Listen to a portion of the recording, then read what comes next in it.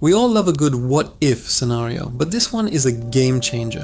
What if the Kryptonian pod carrying baby Kal-El didn't crash in Smallville, Kansas, but instead landed deep within the borders of Wakanda? Most people imagine an unstoppable alliance. Superman, powered by our yellow sun, armored in vibranium, fighting alongside the Black Panther. But that's the easy answer. The truth is, Superman's arrival wouldn't create a team-up. It would trigger a crisis. It wouldn't be a battle of fists, but a war of ideals that could fracture the world's most advanced nation from the inside out.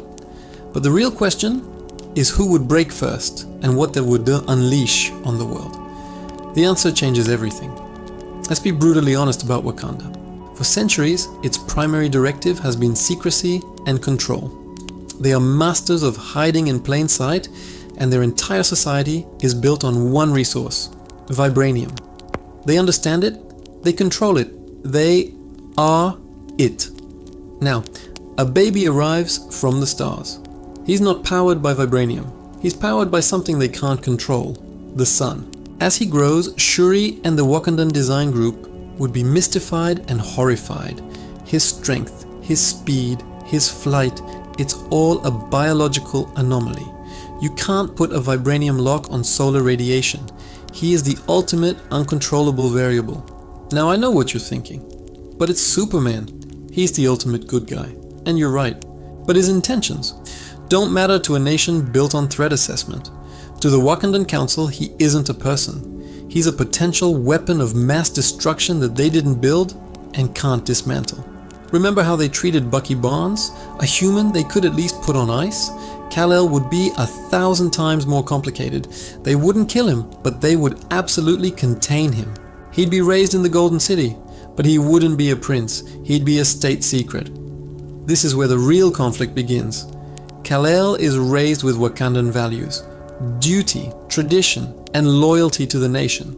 But his Kryptonian DNA, his very being, is wired for something more. That iconic compassion is part of him. Through the Jabari Land's mountain archives or Wakanda's own monitoring systems, he would eventually learn about the outside world. He'd see the poverty, the wars, the disasters, and he would want to help. This is the moment the fracture happens. He would go to King T'Challa and say, "We have the power to save them. I have the power." But Wakanda's philosophy is clear. Engaging with the outside world invites chaos and risks exposure. T'Challa would argue that their non-interference has kept Wakanda safe for centuries. Using Kal-El as a global savior would paint a target on their backs, a target their vibranium walls might not be able to stop. It becomes a philosophical prison. Kal-El, the most powerful being on the planet, would be told his greatest strength is a liability.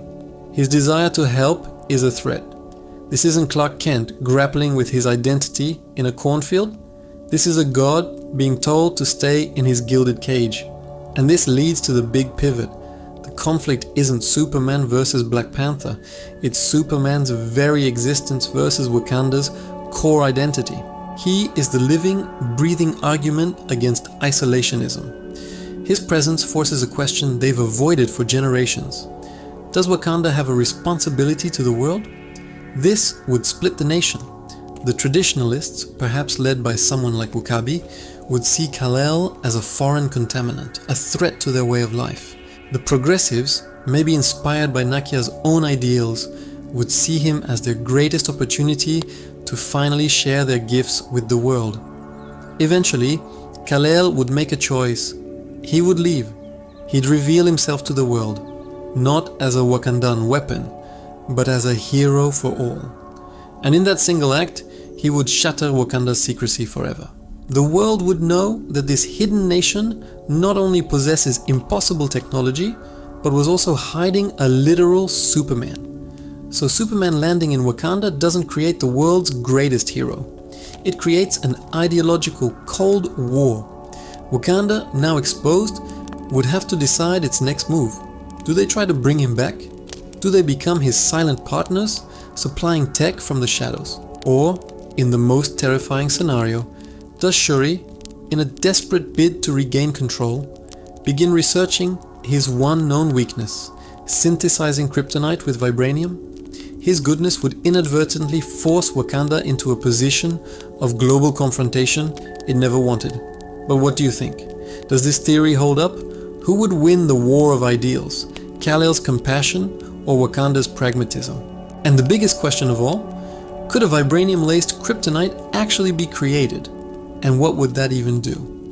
Let me know your theories in the comments below.